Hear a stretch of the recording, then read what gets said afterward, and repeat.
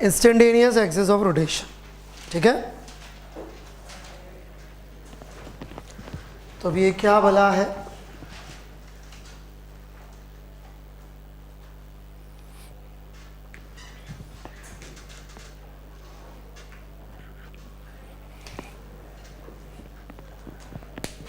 क्या इसमें मिस्टेक होने वाली है?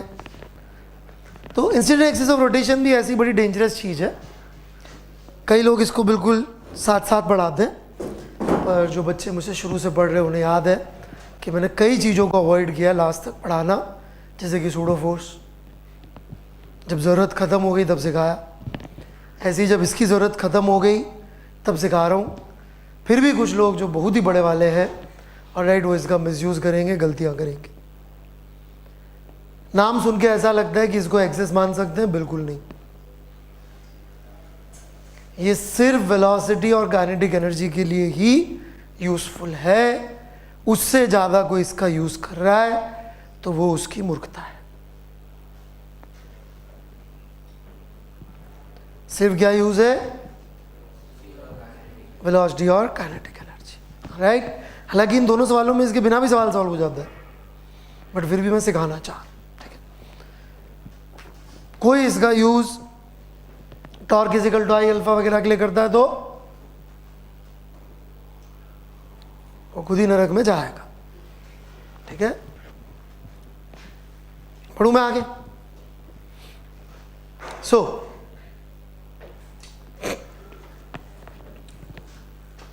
आइडिया क्या है?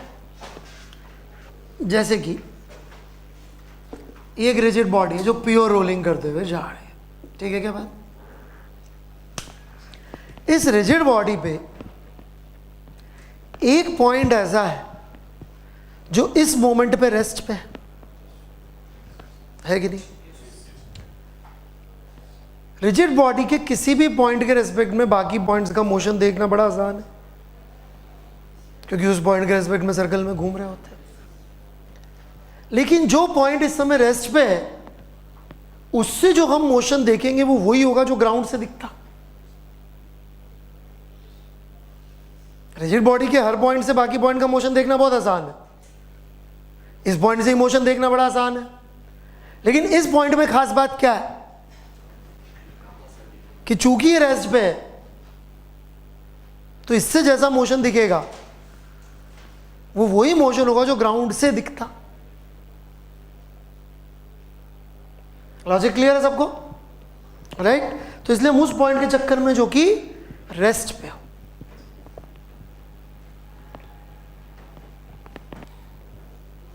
हाँ जी,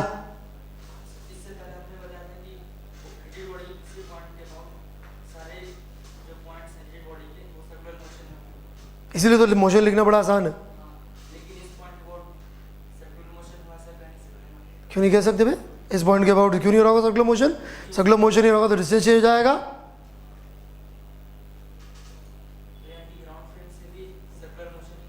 नहीं, इस पॉइंट के अबाउट सर्कुलर मोशन होना और ग्राउंड फ्रेम से सर्कुलर मोशन में बहुत अंतर है कि ग्राउंड फ्रेम पे अलग अलग पॉइंट्स हैं।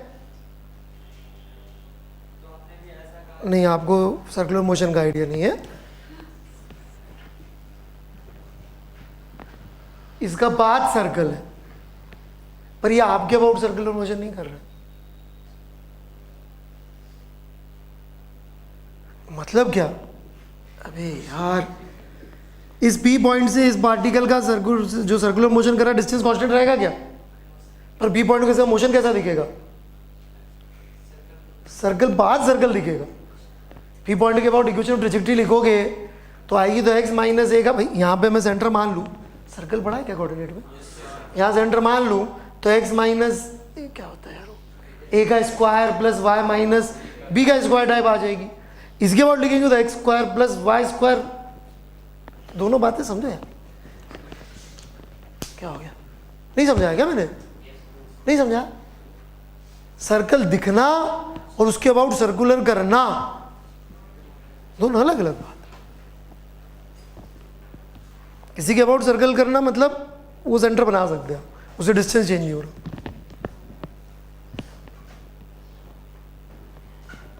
बढ़ू मैं आगे?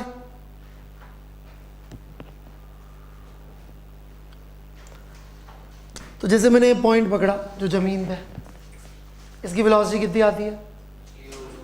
यही हो जाएगा हमारा so called IAOR, instantaneous axis of rotation. बढ़ू मैं आगे? पक्का? देखिए कितना आसान है इसके रिस्पेक्ट में देखना। दो तरीके थे हमको किसी भी पॉइंट P की वेलोसिटी मालूम करनी हो। इसको तो मैं O कह देता हूँ फिलहाल, VPC प्लस VC कर दो, इससे किसी भी पॉइंट P की वेलोसिटी आ जाती थी। जैसे कि फॉर एग्जांपल मुझे इस पॉइंट की वेलोसिटी जाननी है, तो सेंटर ऑफ मास के रिस्पेक्ट में इसकी वेलोसिटी कितनी होगी, किधर होगी? ओमेगा R ऊपर, ये क्या हो गया आपका VPC। सेंटर ऑफ मास की इसमें जोड़ो, which is also omega R physical to omega R। Hence इसकी नेट वेलोसिटी हमने बड़ी मेहनत करके निकाली, ओमेगा R √2 45 डिग्री पे, right? Any problems? Ground frame में इस पेरिफेरी के पॉइंट की वेलोसिटी ये आएगी। मैं बढ़ूँ आगे? ये वेलोसिटी मालूम पड़ गई हमें। कैसे मालूम पड़ी? लंबे तरीके से, शॉर्ट मेथड। O के रेस्पेक्ट में सर्कुलर मोशन कर रहा है, कितना डिस्टेंस है? R√2, कितनी वेलोसिटी आ जाएगी? कैसे आ जाएगी? 45 डिग्री। किसी पॉइंट की वेलोसिटी निकालनी है, खड़ाक से निकाल, और जो इसके रेस्पेक्ट में आएगी वही ग्राउंड फ्रेम में होगी। सबसे इंटरेस्टिंग बात ये,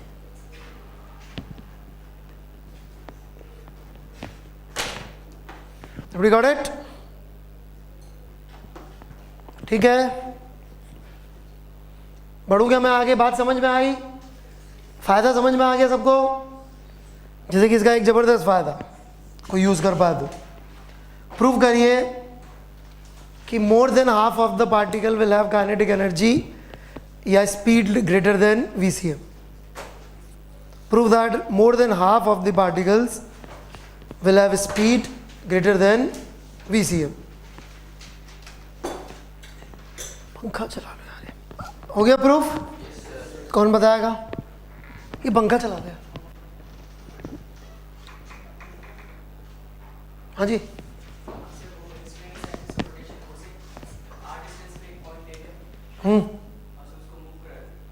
मूव करा दिया उसको, आर्क ड्रॉ कर दिया, R रेडियस का।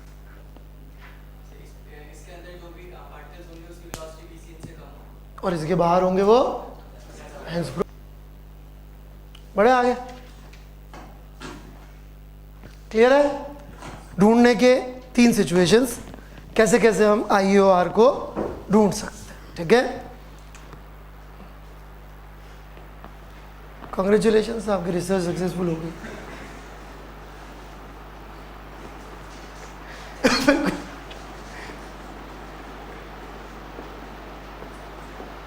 मान लीजिए एक रिजिड बॉडी के एक पार्टिकल की वेलोसिटी मालूम है और ओमेगा मालूम है, तो IAOR निकाल सकते हैं क्या? बहुत इजी, अभी निकाला था।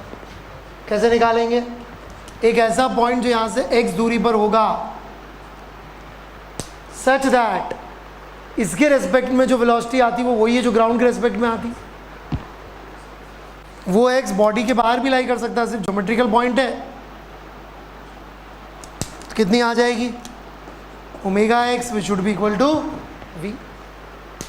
तो x मिल जाएगा, नहीं मिल जाएगा? इसमें सेंस ऑफ रोटेशन का ध्यान रखना, उधर नहीं मिलेगा। x नीचे भी हो सकता है, ऊपर भी हो सकता है। अरे v वाली के परपेंडिकुलर ही हो गए, बात तो निश्चित है। नहीं है क्या? इसके रिस्पेक्ट में जो वेलोसिटी है वो वही हो जो ग्राउंड के रिस्पेक्ट में है। हो गया काम?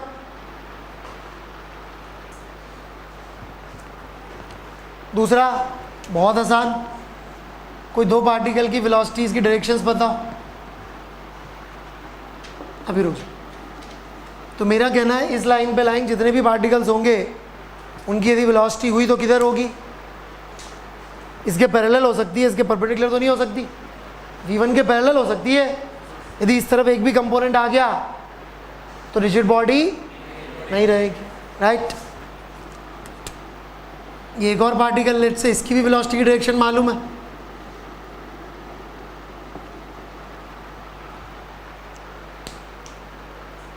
वो पॉइंट जहाँ पे दोनों इंटरसेक्ट कर रहे होंगे वो डेफिनेटली रेस्ट पे होगा।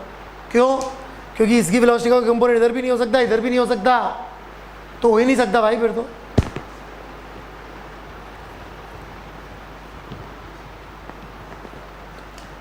तीसरा, ये आप खुद सोचिएगा, मैं सिर्फ लॉजिक दे रहा हूं, वो भी आधा अधूरा। इसी लाइन पे, परपेंडिकुलर लाइन पे ही दो पार्टिकल का वेलोसिटी का मैग्नीट्यूड मालूम है।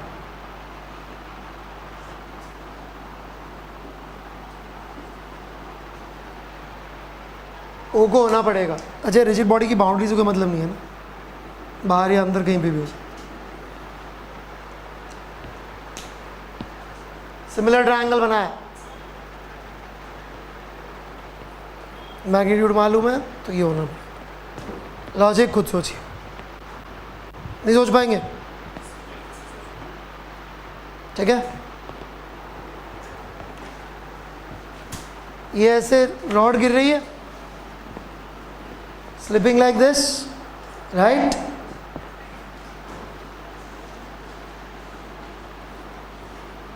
ये पॉइंट इधर जा रहा है, ये इधर जा रहा है, राइट? इसका परपेंडिकुलर मारा, इसका परपेंडिकुलर मारा, this point should be incident axis of rotation. ये एंगल थीटा हमको मालूम है, ये एल, तो ये दूरी एल साइन थीटा। तो हम कह सकते हैं ओके अबाउट ओमेगा कितनी होगी, जो इसका वी दे रखा है, V by L sine theta. कोई कंफ्यूजन हो तो वही रोक देना मुझे। अब सेंटर ऑफ मास का डिस्टेंस मालूम कर लेता हूँ यहाँ से, वही बहुत आसान है एक्चुअली। थीटा दे रखा है 30 डिग्री, तो ये कितना हो गया 60 डिग्री। ये एल साइन थीटा डायगनल है, ये दोनों लेंथ बराबर होनी पड़ेगी, डायगनल का हाफ, तो ये भी L sine theta.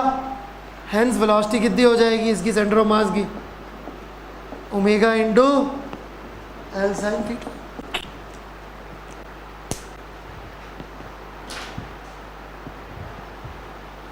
Theta 60 degree है इसलिए हो रहा है ये, 30 डिग्री है, बाकियों में फिर कैलकुलेट करना पड़ता है डिस्टेंस।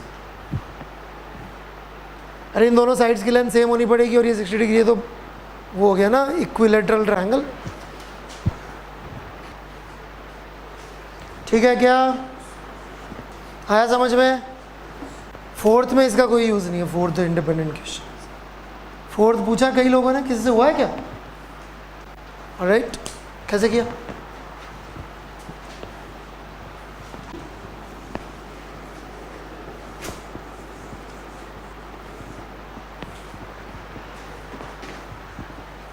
हाँ जी बताइए, सुनाई नहीं दे रहा।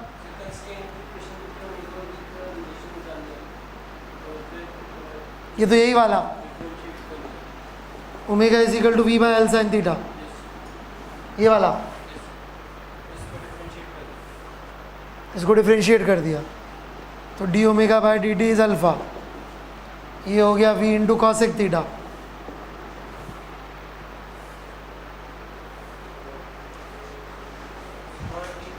तो is equal to 1 by L D V by D T into cosec theta,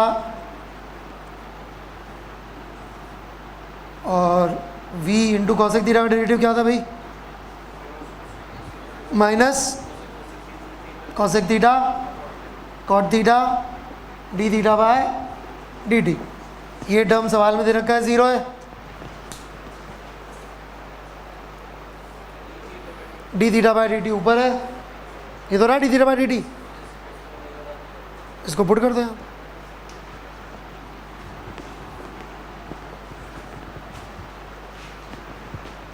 got it? चलिए,